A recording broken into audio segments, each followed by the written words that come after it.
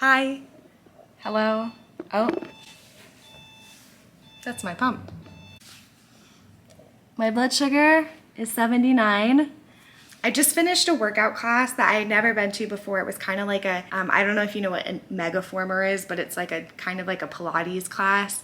It's so hard, but it was so good. And I'm so glad that I went because I'm trying to like do new things. And this was a new class that I hadn't done before. So my blood sugar is 79, but if you can see this graph, whoa.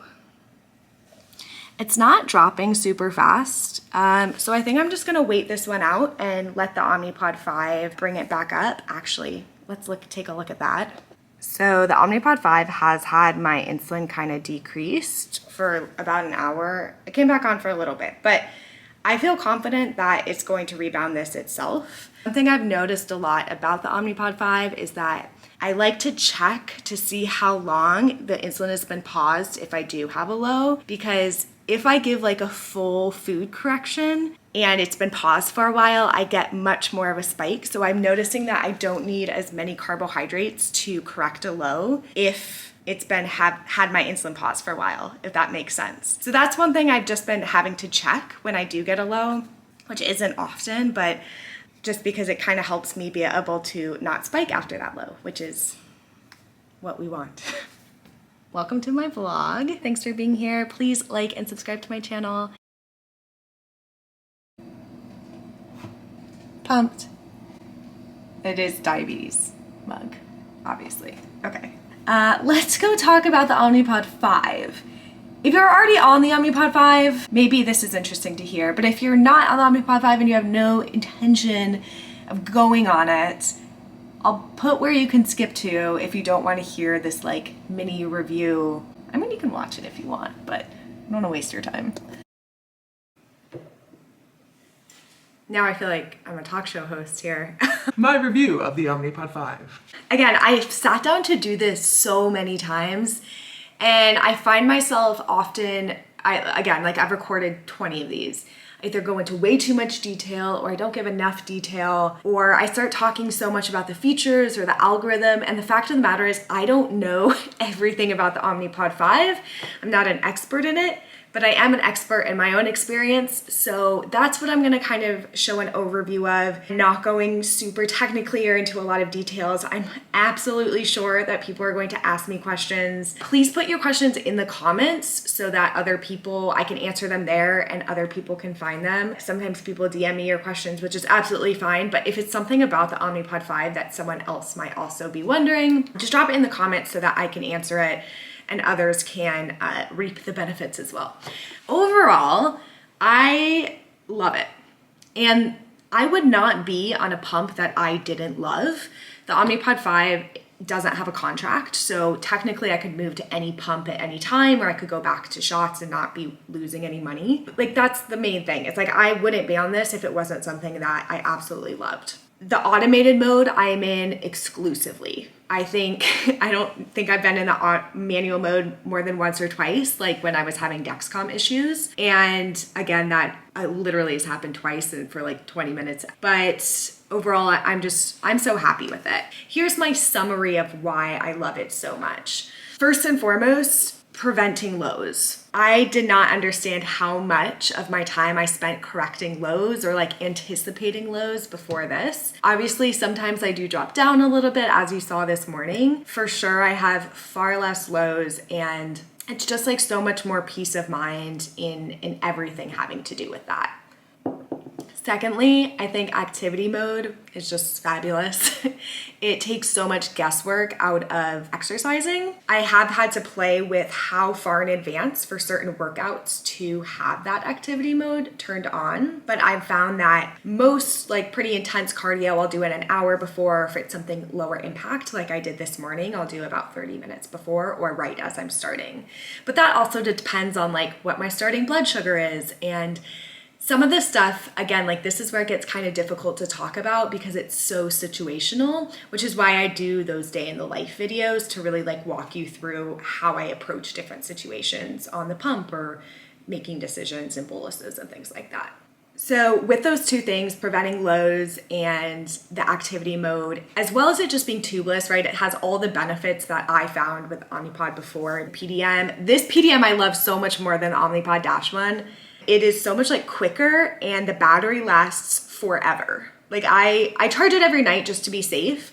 But when I was on my trip, there was a few nights where I didn't charge it just because there wasn't enough charge things. And this lasted like 4 days without charging, which was really, really awesome.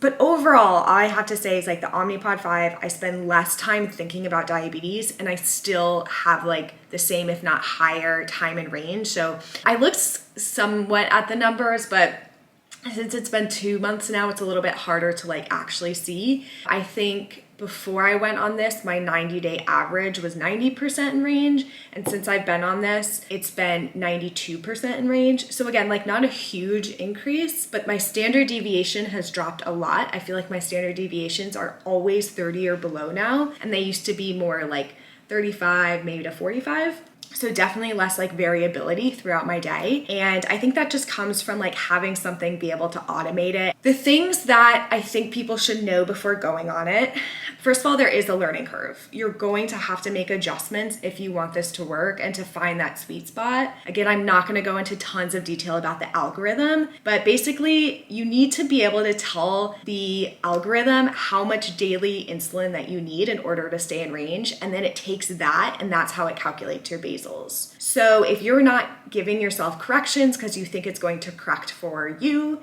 you're never going to get to that place where you have the right total daily insulin amount for it to be able to calculate your correct basals, if that makes sense. So basically, moral of the story, make sure that especially when you're first going on it, when you're first doing automated mode for that first week or so, the first few pods, you're giving corrections. I do it based on what the pump says. So like I just say use CGM in the pump calculator mode. If there's IOB, obviously it's not going to correct or offer as big of a correction, but I'm just doing it so that I know I'm getting as much total daily insulin that I need. Even if I'm like 130, I'll put in a correction. I don't have to do that as much anymore because now it's like staying stable because it knows how much I need. But in the beginning, I really had to be diligent about correcting early and correcting often like that. And lastly, I know one thing that a lot of people hate for some reason. I personally don't have as strong of a feeling about this, and I'll explain why. You still need a separate device in addition to your phone. So that's actually not true. If you have an iPhone, so it's not compatible with iPhone yet, the Omnipod 5 app. So you have to use another device, and this device just comes with the whole welcome kit. However, I don't hate this, and I don't understand why people are so...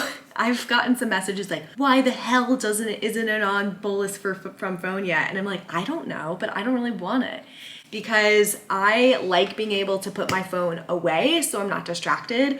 Also, my phone battery is never all the way up, and that kind of scares me. I like that this has really good battery, and I always have faith that even if my phone were to like die or something like that, I have another thing that I can use. And I like having that extra device. It just makes me feel more secure in it. Obviously, when it does come out, I'm gonna try it out and I'm gonna use it, but I think I'll always be kind of like a person who likes using the controller. So that's that. And yeah, I think the PDM overall is like super easy to use, and it gives really good insights and things like that as well. So that's my analysis of it. Obviously, everyone's different. I think it's really a personal choice. And for me, I think the Omnipod 5 is best for people who like to be active because of the no tubes, because of like the kick-ass activity mode, which works differently than other pumps do.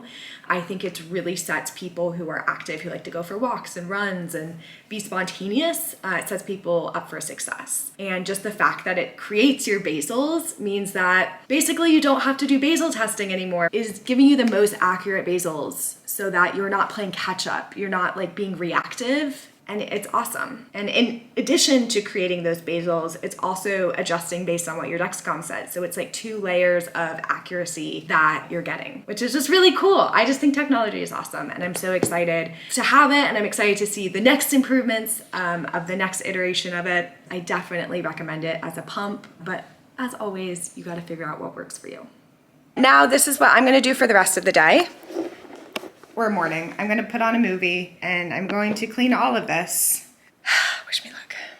Okay, it's about 2 p.m. No, it's 1 p.m. 1:28 is my blood sugar. I'm making myself some lunch. I actually went on activity mode as I was tackling that huge pile of laundry because our washing machines and dryers are downstairs. So I had to like run up and down the stairs, folding a bunch of stuff. And I knew I was just gonna be more active. So I had that activity mode on to kind of buffer, but that raises my target glucose to 150. So I gave myself a little bit of a bigger pre-bolus than I would normally give in order to bring myself down for this meal. I'm making a veggie burger and I'm gonna put it in like one of these. They're gluten-free, they're really good. And we don't have anything else to put with it because we just got back from our trip.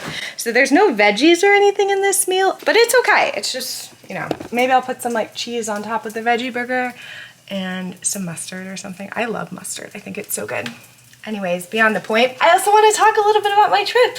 So the first thing being that always when I'm going on a trip is I like to make sure that I have enough supplies a few weeks in advance, at least 2 weeks in advance. Know that I have enough supplies to get through my entire trip, including a few extras just in case something goes wrong. I did not do that in time. And so I had to leave with fewer Omnipod 5 pods than I actually needed, which meant that on my trip, I had to do 3 days of shots. I could have done Omnipod dashes too, because I brought a few of those, but it was just, I forgot my charger for my Omnipod dash, and it was just like this big thing, and I was like, I'm just gonna do shots. And it ended up being fine. That is just my first lesson, is always check to make sure you have enough stuff far in advance so that you can try to get the shipments earlier, or if you need to work something out with your insurance company to get like approved earlier for it so that you have time to do that. My thing's ready. Look at this steam coming from me. Okay, secondly, something that I think I did really well on this trip, keeping in somewhat of a routine.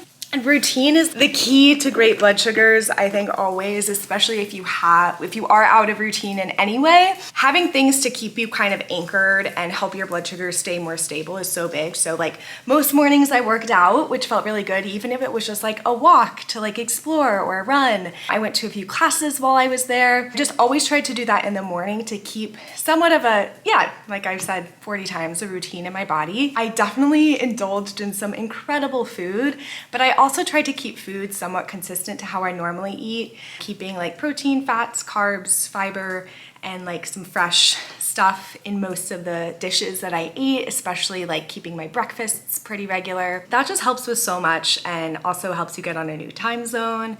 So I feel like I did that really well. Overall, the trip I had really good blood sugars on. There were definitely like a few times that I was high or low and it was just like annoying, but that's just life with diabetes. Here's my little veggie sandwiches. I guess technically there are vegetables in this, so that kind of counts. And one more thing. I'm gonna do a full video about this too. Drinking. So the last 4 days of our trip, we were in Napa. It was so beautiful. And it was also hot. It was when the heat wave came. It was like 110 degrees, which was not fun. I was with a bunch of my friends. We went to a bunch of wineries. We've done it before and it was just so fun to like go back. But wine tastings can be a little bit difficult to navigate with diabetes, especially if you've never been to one, because they're all different. Some of them have food, some of them don't. Some of the wines are sweeter, some are drier, so the sweeter ones I give insulin for, the non-sweet ones I don't. But anyways, moral of the story, I was able to navigate all that and my sugars were great while we were there. So I'll make a whole separate video about drinking and wine tasting with type 1 diabetes. This is just me saying that I'm going to do that. Hold me accountable to make that video. I think that's all I have about my trip, like diabetes wise. Overall, it was just like so much fun, so beautiful. So for the next few hours, I'm going to finish cleaning. We've got a few more things to fold. And then I am going to get some school stuff together because I started back at school this week.